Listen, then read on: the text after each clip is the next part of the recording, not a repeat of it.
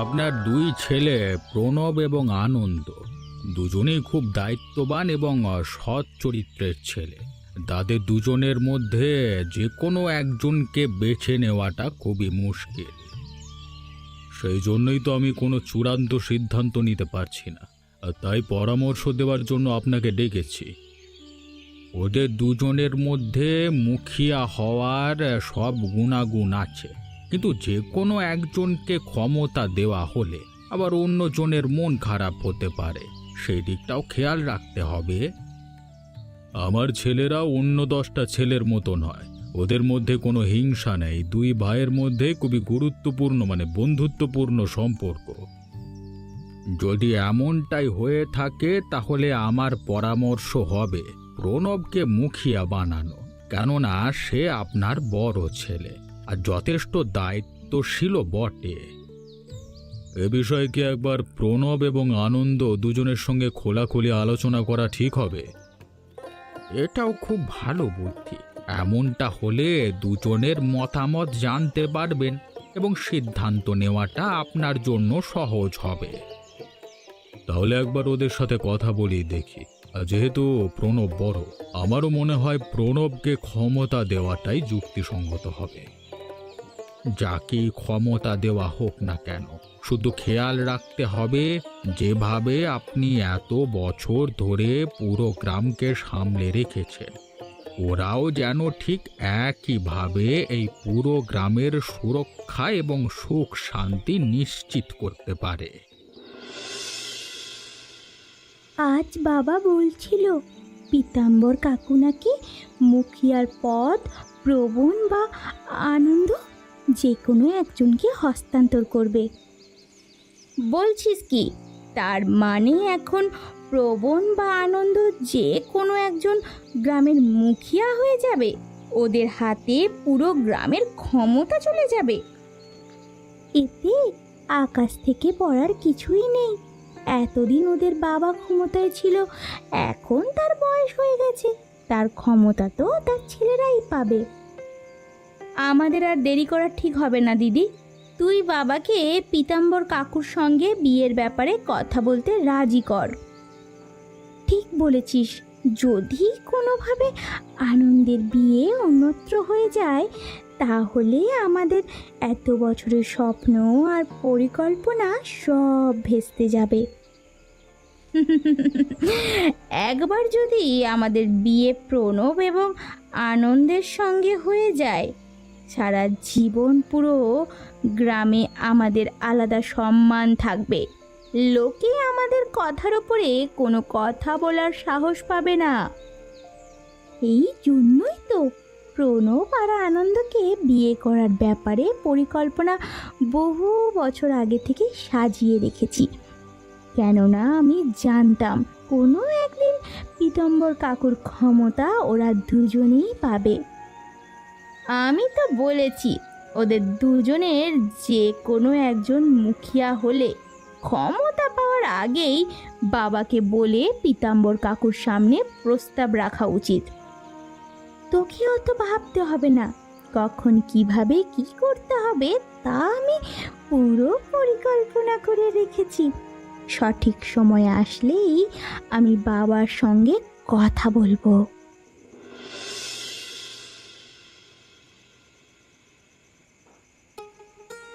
মা, দাদার বিয়ের কথা বললেও তো মানা যায়, কিন্তু হঠাৎ তুমি আমার বিয়ে নিয়ে এত চিন্তা করছো কেন? আমার মনে হয় না আমাদের দুজনের একজন কারো এখনো বিয়ের মতো এত বড় দায়িত্ব নেওয়ার জন্য প্রস্তুত আমরা। তোদের বাবার বয়স হয়েছে, আমার শরীরও ভালো থাকে না। যদি আমাদের কিছু একটা হয়ে যায় তখন তোরা কি করবি বল তো? সব সময় কেন যে এই ধরনের কথা বলো মা? তোমাদের কিছু হবে না। আর তাছাড়া শুধু শুধু তুমি যে কেন এত চিন্তা করছো? বাবাকে তো এখন অবধি এই বিষয়ে কোনো কথা বলতে দেখিনি। তা দেখবি কি করে? আমি চিন্তায় আছি তোদের বিয়ে নিয়ে, আর তোদের বাবা চিন্তা করছে তোদের দুজনের মধ্যে কাকে গ্রামের নতুন মুখিয়া বানানো যায়। মুখিয়া সেটা আবার কেন? আর যদি মুখিয়া বানাতেই হয় তবে দাদাকে বানালেই ভালো হবে, কেননা একজন মুখিয়ার ঘাড়ে পুরো গ্রামের দায়িত্ব থাকে, অত শত দায়িত্ব আমি নিতে পারবো না। হ্যাঁ, বিয়ের কথা বললেও দাদাকে করাও, আর মুখিয়া বানানোর কথা উঠলেও দাদাকে বানাও। নিজে শুধু মনের খুশিতে ঘুরে বেড়াবে, তাই না? দাদা তুই বুঝতে পারছিস না রে, ঘরের বড় ছেলেদের দায়িত্ব একটু বেশি হয়। তোদের মতো ফাঁকিবাজ ছেলে আমি আর কখনো দেখিনি রে। বিয়ে করতে চাস না, কোনো দায়িত্বও নিতে চাস না, কিন্তু এভাবে কি করে জীবনটা কাটানো যায় বল তো? এখন আর আমার এখানে থাকা যাবে না, আমি চললাম জঙ্গলে শিকার করতে। দাদাই বসে বসে মায়ের জ্ঞান শোন। এই হতচ্ছাড়া, কোথায় যাচ্ছিস তোরা? দাঁড়া দাঁড়া বলছি, দাঁড়া। আমি মনে মনে আশা করেছিলাম এমন কিছু একটাই হবে। তোমার দাদার প্রতি তোমার এমন ভালোবাসা এবং আস্থা দেখে আমি মুগ্ধ হলাম। আমি সারাদিন ওই বনে বনে জঙ্গলে ঘুরে বেড়াই, বড় বড় দায়িত্ব নেবার মানে সাহস বা ইচ্ছে কোনোটাই আমার নেই। এই গ্রামের মুখিয়া হবার জন্য দাদাই যোগ্য। বেশ, যেহেতু তুমি নিজে থেকে এমনটা বলছো, তাহলে প্রণবকেই আমি সব দায়িত্ব অর্পণ করব। কিন্তু প্রণবকে মুখিয়া বানাচ্ছি তাই বলে সব দায়িত্ব ওর ওপর চাপিয়ে দেওয়া হবে এরকম না, তোমারও সহযোগিতা দরকার। কোনো চিন্তা নেই বাবা, যখনই দাদার কোনো সমস্যা হবে আমি নিজের দিক থেকে সম্পূর্ণ চেষ্টা করব তার সাহায্য করবার। তুমি একটু নিজেকে পরিবর্তন করবার চেষ্টা করো। যেভাবে আনন্দ উল্লাসে দিন কাটাচ্ছ, জীবন সবসময় এভাবে চলে না। তোমাকেও নিজের দায়িত্ব বুঝে নিতে হবে। বাবা তুমিও দেখছি এখন মায়ের মতো জ্ঞান দিতে শুরু করেছো। এখন আমি দায়িত্ব নেবার জন্য প্রস্তুত নই, আর তাছাড়া এখন পুরো জীবন পড়ে আছে এসব নিয়ে ভাববার জন্য, তাই না? তুমি কি করে জানবে যে পুরো জীবন পড়ে আছে?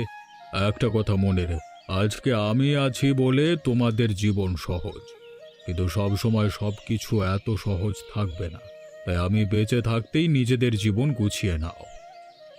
তুমি আর মা আমাদের একমাত্র আশ্রয়, তোমাদের ছাড়া পুরো পৃথিবীটাই অন্ধকার লাগে। আমি শুধু চাই আমার অবর্তমানেও যেন আমার ছেলেরা সুন্দর জীবন যাপন করে, কখনো কোনো দুঃখ তাদের ছুঁতে না পারে।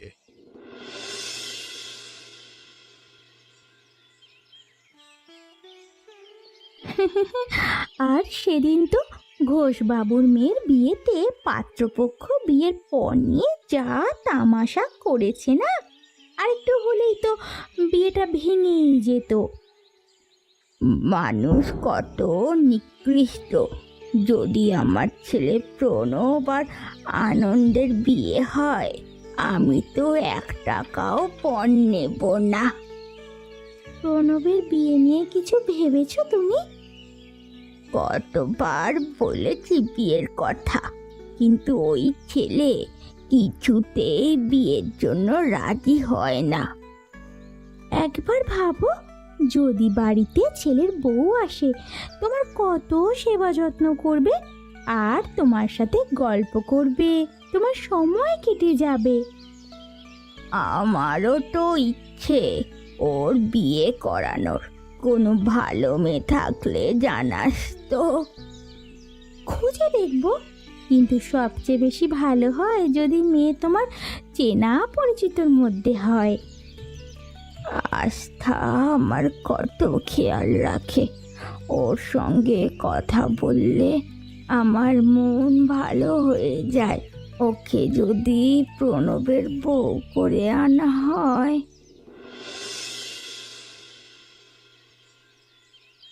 ধর, আজকে সকাল থেকে কেউ 1 টাকাও দেয়নি, একটু যে রুটি কিনবো সেই পয়সাও নেই। আমাদের দেবে কি করে? লোকে তো সব ওই মদ খেয়ে উড়িয়ে দেয়, আর কি করবে?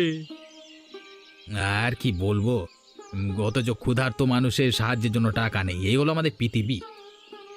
আমি তো বলছি ভাই, এখানে শুধু শুধু বসে থেকে কোনো লাভ হয় না। তাই ওই যে ঘাটের মাথাটা আছে না, ওখানে চল। ওখানে দেখবি আমরা গিয়ে যদি বসি তাহলে অনেক টাকা পাবো। হ্যাঁ, সেখানে অনেক বড় বড় মানুষ যাতায়াত করে, এই চান টান করে। হ্যাঁ, আর দু একদিন পরিস্থিতি দেখি, যদি এভাবেই চলতে থাকে তাহলে জায়গা বদল করতে হবে, আর উপায় নেই। খিদের জ্বালায় নাড়ি ভুঁড়ি শুকিয়ে যাচ্ছে, কিন্তু আমাদের কাছে তো জল কেনারও পয়সা নেই। এভাবে ভিক্ষে পাওয়ার আশায় বসে থাকলে কোনো কাজই হবে না। আমার মনে হচ্ছে আজকে আমাদের আবার পুরনো কৌশল অবলম্বন করতে হবে। এই না না, একদম ওসব করতে যাবি না। আবার কি আগের মতো মানুষের জুতো পেটা খাওয়ার ইচ্ছে হয়েছে নাকি? তুই চুপ কর তো। ভিক্ষে পাওয়ার আশায় বসে থাকলে আজকে খাবার কপালে জুটবে না। আমি গিয়ে দেখি কারোর পকেট থেকে অন্তত খাবার কেনার কিছু টাকা জোগাড় করা যায় কিনা। তোর এসব স্বভাবের কারণে আমরা আবার কোনোদিন যেন ফেঁসে না যাই। এবার যদি লোকে মারতে আসে, আমি কিন্তু পালিয়ে যাব।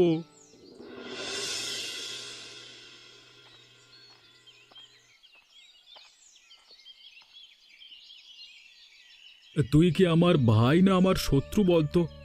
কোনো কাজ করবার আগে অন্তত আমার সঙ্গে কথা বলে তো করতে পারিস। এত রেগে আছিস কেন আমার উপর? আমি আবার এমন কি করলাম? তোর কি দরকার ছিল বাবার কাছে গিয়ে আমাকে মুখিয়া বানানোর জন্য অনুরোধ করবার? তুই জানিস না আমি ওসব দায়িত্ব কত ভয় পাই। বারে, তুই বড় ছেলে হয়ে যদি দায়িত্ব না নিস তাহলে বাবা সব দায়িত্ব আমার উপর চাপিয়ে দেবে। তুই তো অন্তত সামলাতে পারবি, আমি তো কিছুই করতে পারবো না। তুই বুঝতে পারছিস না আনন্দ, গ্রামের মুখিয়া হওয়া কোনো সহজ ব্যাপার নয়। অনেক ধরনের চিন্তা মাথায় নিয়ে চলতে হয়, বড় বড় সিদ্ধান্ত গ্রহণ করতে হয়। বাবা এত বছর ধরে যেভাবে দায়িত্ব পালন করেছে, আমি কখনোই তা করতে পারবো না। তোকে বাবার মতো করে দায়িত্ব পালন করতে বলছেই বা কে? বাবা বাবার মতো দায়িত্ব পালন করেছে, এবার তুই ক্ষমতায় আসলে তুই নিজের মতো সবকিছু সামাল দিবি। সবকিছু যদি এতটাই সহজ হয় তবে নিজে করে দেখ, তারপর বুঝবি দায়িত্ব মাথায় চাপলে কি অবস্থা হয়। আমি তো নিজের দায়িত্ব নেব না বলেই বাবার সঙ্গে কথা বলে তোকে মুখিয়া বানানোর পরামর্শ দিয়েছি। তুই কাজটা একদম ঠিক করিসনি। বাবার সঙ্গে আলোচনায় বসবার আগে অন্তত আমার সঙ্গে একবার এ বিষয়ে আলাপ করা তোর উচিত ছিল। তুই এত ভয় পাচ্ছিস কেন? এমন তো নয় যে সব দায়িত্বই তোর মাথায়। মুখিয়া তুই হবি, কিন্তু কোনো সমস্যা হলে আমরা দুজন মিলে পরিস্থিতি সামলাবো। আরে আমি তো আছি, দুই ভাই মিলে সব ঠিক করে নেবো। আরে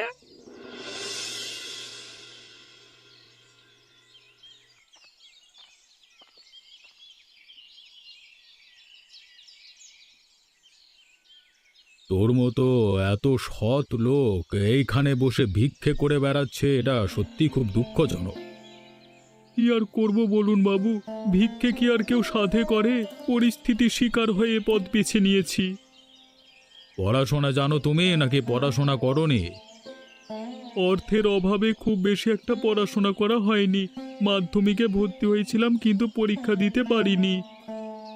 যদি ভালো বেতনের কোনো চাকরি পেয়ে যাও তাহলে ভিক্ষে করা বন্ধ করে দেবে তো? ইচ্ছে তো আছে, কিন্তু আমার মতো একজন ভিখিরিকে কেই বা চাকরি দেবে? আমার নাম পীতাম্বর শেঠ, আমি এ গ্রামের মুখিয়া। আমার বাড়ির বাগান দেখাশোনার জন্য একজন লোক দরকার। যদি তোমার আপত্তি না থাকে তাহলে তুমি সেই বাগান দেখাশোনার কাজ করতে পারো। বাবু, আপনি সত্যি আমাকে চাকরির প্রস্তাব দিচ্ছেন? অবশ্যই। তোমার সততায় আমি মুগ্ধ হয়েছি, আর তোমাকে দেখে মনে হচ্ছে তুমি একজন বিশ্বস্ত মানুষ। তুমি যদি আমার প্রস্তাব গ্রহণ করো তাহলে আমি খুশি হব। আপনার প্রস্তাব ফিরিয়ে দিয়ে আপনাকে অপমান করবার আমার সাধ্য নেই, কিন্তু এখানে আমার একজন বন্ধু আছে। আমি চাকরি করব, ও ভিক্ষে করে বেড়াবে, সেটা সত্যি আমি মেনে নিতে পারবো না। কোনো সমস্যা নেই, আমি একখানা কাগজে আমার বাড়ির ঠিকানা লিখে দিয়ে যাচ্ছি। তুমি তোমার বন্ধুকে নিয়ে আগামীকাল সকালবেলায় আমার বাড়িতে এসো। তোমাদের দুজনকে চাকরির ব্যবস্থা করে দিয়ে আমি তোমাদের সততার পুরস্কার দেব। প্রতিদিন এত মানুষ দেখি, আপনার মতো দয়ালু মানুষ আমি দেখিনি। আমি কালকে সকালেই আমার বন্ধুকে নিয়ে আপনার বাড়িতে চলে আসব।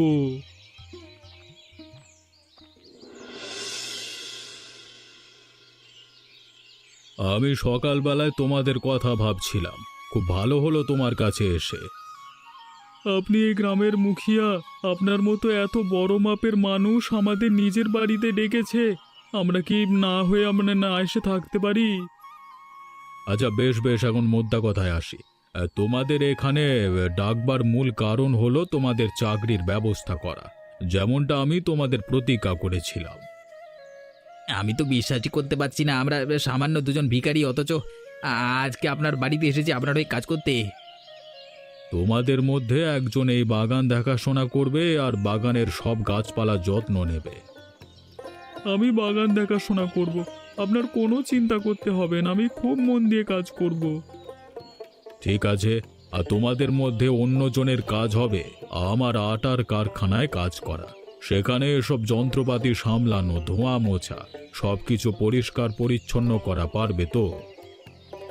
অবশ্যই, এসব আমার জন্য কোনো ব্যাপারই নয়। আমিও কথা দিচ্ছি, আমি পুরো মন প্রাণ দিয়ে কাজ করব। আপনাকে অভিযোগের কোনো সুযোগ দেব না। তোমরা অনেক সৎ, আমার তোমাদের উপরে পূর্ণ বিশ্বাস এবং আস্থা আছে। এখন থেকে তোমরা আর ভিখিরি নও, তোমরা চাকরিজীবী। মাস শেষে তোমাদের 1000 টাকা করে দেওয়া হবে। খাওয়া পড়ার ব্যবস্থা আমিই করে দেব। জীবনে প্রথমবার ভানুর সততা কোনো কাজে আসলো। অনেক হয়েছে ভিক্ষে করা, এবার ভালো মাইনে আর আরামের জীবন কাটবে। ইয়া, আজকে থেকে আর 2 টাকার জন্য কারোর সঙ্গে হাত পাততে হবে না আমাদের। আমাদের জীবনটাই বদলে গেল। তোমরা কাল থেকেই কাজ শুরু করো। আজকে তোমরা এসো, আগামী কালকের মধ্যে তোমাদের থাকবার ব্যবস্থা আমি করছি।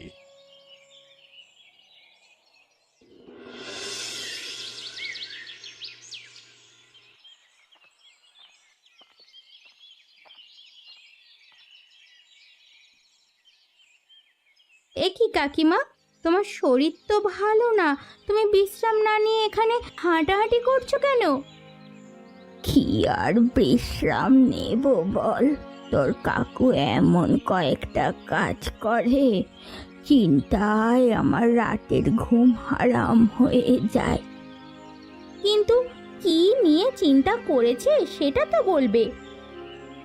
এই যে চিনি না জানি না কোন দুটো অপরিচিত ছেলেকে বাড়িতে নিয়ে এসেছে। ইনি বাগান সামলানোর কাজ আর কারখানা পরিষ্কার পরিচ্ছন্নতার কর্মী হিসেবে নিয়োগ দিয়েছে ওদের। এত বড় বাগান, এত বড় কারখানা দেখাশোনার জন্য লোকের প্রয়োজন হয়, এত চিন্তা করার কি আছে বলো তো? শুধু চাকরি দিলে তাও তো ঠিক ছিল। ওই ছেলে দুটোকে বাড়ির পাশে না অতিথিশালায় থাকার জায়গার ব্যবস্থা করে দিয়েছে রে। দিনকাল যা খারাপ পড়েছে গো, আজকাল তো নিজেদের লোককেই কোনো বিশ্বাস নেই, বাইরের অপরিচিতদের কেন আশ্রয় দিয়েছে হ্যাঁ বলো? আমার না ওই ছেলে দুটোকে মোটেও সুবিধের মনে হচ্ছে না। আমার মন বলছে ওই ছেলে দুটো কোনো না কোনো একটা কাণ্ড বাঁধাবে রে, বুঝলি তো, কাণ্ড বাঁধাবে। আজকে পীতাম্বর বাবুকে বলতে শুনেছিলাম তার কারখানায় নাকি প্রায় 40 লক্ষ টাকার মালামাল আছে। তিনি এই গ্রামের মুখিয়া, তার অঢেল টাকা, তার জন্য 30 লক্ষ টাকার জিনিসপত্র কেনা কোনো ব্যাপার না। একবার ভেবে দেখ ভানু, যদি ওই জিনিসগুলো বেচে আমরাও 30 থেকে 40 লক্ষ টাকার মালিক হয়ে যাই, তাহলে আর এত কষ্ট করে আমাদের কাজ করতে হবে না। এসব বাজে চিন্তা একদমই মাথায় আনিস না মুরালি। পীতাম্বর বাবু আমাদের উপর অনেক বড় দয়া করেছেন, তার দয়ায় আমরা পথের ভিখিরি থেকে আজকে সম্মানের চাকরি করছি। কি আর এমন সম্মানের চাকরি শুনি? বাগান দেখাশোনা করা আর কারখানা পরিষ্কার পরিচ্ছন্ন করা এসব কোনো সম্মানের চাকরি নয়। তাছাড়া মাছ চাষের মাত্র 1000 টাকা দিয়ে কি বা হয় শুনি? তোর জন্য হয়তো এগুলো খুব কম হতে পারে, কিন্তু আমি এটুকুতেই খুশি। অন্তত থাকার জন্য আমাদের কাছে এখন আশ্রয় আছে। তুই বুঝতে পারছিস না ভানু, আমি যা ভাবছি আমাদের দুজনের ভালোর জন্য ভাবছি। যদি আমরা অনেক টাকার মালিক হয়ে যাই, তাহলে আমাদের আর কোনো কষ্ট থাকবে না। কিন্তু যদি আমরা চুরি করি, তাহলে সেটা পীতাম্বর বাবুর সাথে অনেক বড় বিশ্বাসঘাতকতা হয়ে যাবে। তার উপরে বিশ্বাসঘাতকতা হলে আমাদের কি? আমাদের কাজ হলো চুরি করা, এরপর আমরা দূরে কোনো গ্রামে পালিয়ে যাব। কিন্তু এটা অনেক বড় অন্যায়।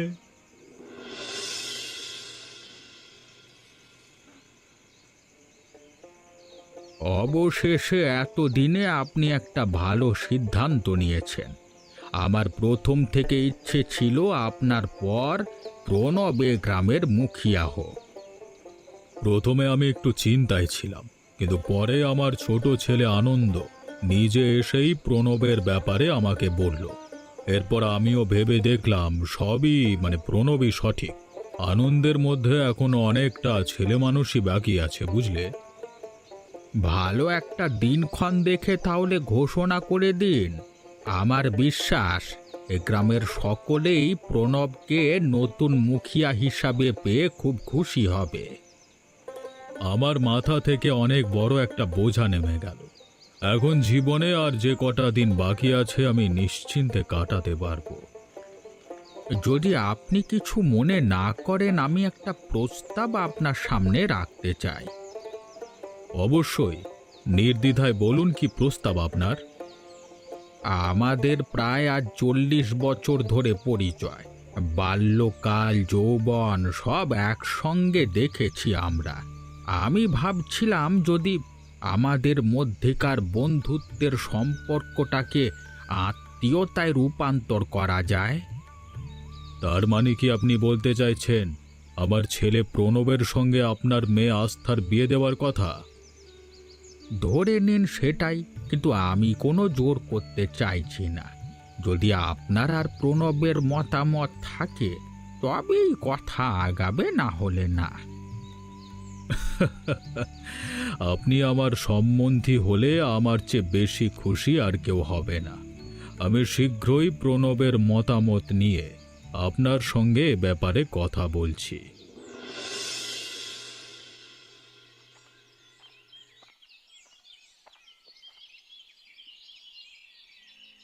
শুনলাম তোর নাকি বিয়ে ঠিক করেছে বাবা। কত খুশি হওয়ার কথা, তোর বিয়ে হবে, অথচ তুই দেখছি মুখ গোমড়া করে বসে আছিস। এই পরিবারের বড় ছেলে হয়ে জন্ম নেওয়াটাই বোধহয় আমার জীবনের সবচেয়ে বড় ভুল হয়ে গেছে। আমি এখন কোনো দায়িত্ব নিতে চাইলে কিন্তু জোর করে আমাকে মুখিয়ার দায়িত্ব চাপিয়ে দেওয়া হচ্ছে। এখন আবার আমার ইচ্ছে না থাকা সত্ত্বেও আস্থাকে আমার সঙ্গে বিয়ে দেওয়া হচ্ছে। সে কি, তাহলে তুই যদি এই বিয়েতে রাজি না থাকিস বাবাকে সরাসরি গিয়ে বল। আমি বলবার চেষ্টা করেছিলাম, কিন্তু বাবা আর মা আস্থাকে পছন্দ করে বসে আছে। তাদের মতো একজন গুণী জ্ঞানী আর আদর্শ মেয়ে, কিন্তু আসল চেহারা আমার খুব ভালোভাবে জানা আছে। একটা কথা কিন্তু অদ্ভুত লাগলেও আমার মনে হচ্ছে তুই গ্রামের নতুন মুখিয়া হবি, সেই লোভেই আস্থা তোকে বিয়ে করতে চাইছে, বুঝলি? আমারও ঠিক এমনটাই মনে হয়, কিন্তু অনেক হয়েছে। সব সময় সবকিছু মেনে নিলেও এটা আমি কিছুতেই মানতে পারবো না। অন্তত সারাটা জীবন কার সঙ্গে কাটাতে চাই সেটা তো আমার সিদ্ধান্ত হওয়া দরকার। আমি তোর সঙ্গে আছি দাদা।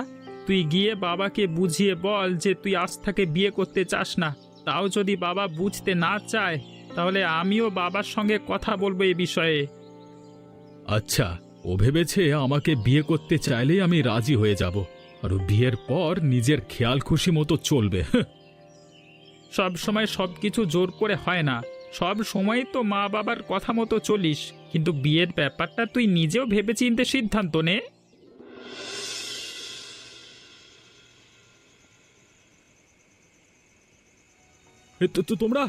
তোমরা কারখানার মালামাল চুরি করছো? তোমাদের বাবা অন্ধের মতো বিশ্বাস করে, অথচ তোমরা এসব করে বেড়াচ্ছ। বাবু, ছোট বাবু, বিশ্বাস করুন, আমি আমি আমি আমি মুরালিকে অনেকবার বোঝার চেষ্টা করেছি বোঝানোর। আমি বহুবার ওকে বলেছি আমি পীতাম্বর বাবুর সঙ্গে বিশ্বাসঘাতকতা হতে পারবো না। ও কিন্তু আমাকে জোর করে বাধ্য করেছে। তুমি কি ছোট বাচ্চা নাকি? ও তোমাকে জোর করলো আর তুমি রাজি হয়ে গেলে এমন নিকৃষ্ট কাজ করতে? এই জন্যই রাস্তার ভিখিরিদের কখনো বাড়িতে তুলে আনতে নেই। আমাদের ভুলে গেছে, ক্ষমা করে দিন, কখনো চুরি করবো না। এত দামি দামি জিনিসপত্র দেখে নিজে সামলাতে পারিনি। তোমাদের মতো জালিয়াতদের কোনো ক্ষমা নেই। তোমাদের শাস্তি একটাই, আর সেটা হলো পুলিশের মার। আনন্দ, এক্ষুনি গিয়ে বাবাকে খবর দে। আমি হাত জোর করছি দয়া করে পীতাম্বর বাবুকে কিছু জানাবেন না, আমাদের পুলিশে দেবেন না, দয়া করুন। এই শালা, কত করে অনুরোধ করেছিলাম, ব্যাটারা শুনলো না। বড়টাকে তো শেষ করেছি, এবার ছোড়ার পালা। এ তোমরা কি করলে? এ খবরদার আমার কাছে আসবে না।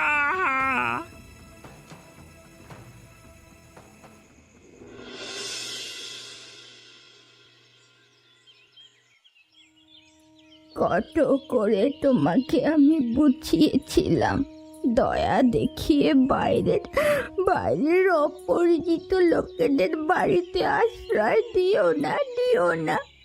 আজ দেখো, তোমার ভুলের কারণে আমার ছেলেটা মৃত্যুর সঙ্গে পাঞ্জা লড়ছে গো।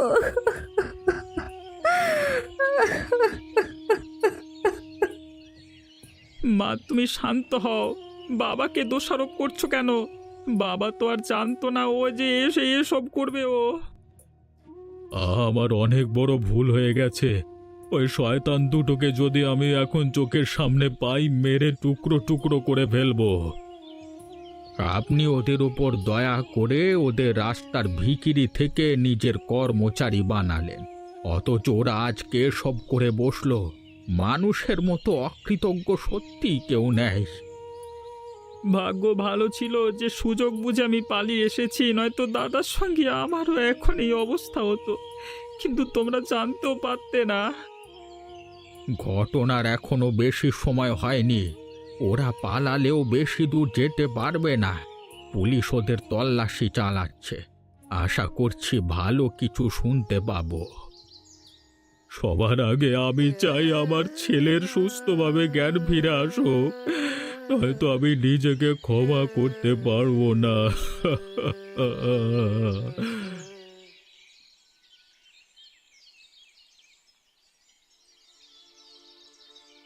ইচ্ছে করে তোদেরকে এখনই মেরে টুকরো টুকরো করে কুকুরকে খাইয়ে দিই, বিশ্বাসঘাতক। আমি কোনো দোষ করিনি, মুরালি বাধ্য করে যেসব করবে, বিশ্বাস করুন। তোদের বিশ্বাস করবার মতো ভুল আমরা আর কখনো করব না। যদি দাদার কিছু হয়, তোদের পৃথিবীতে শেষ দিন হবে আজকে।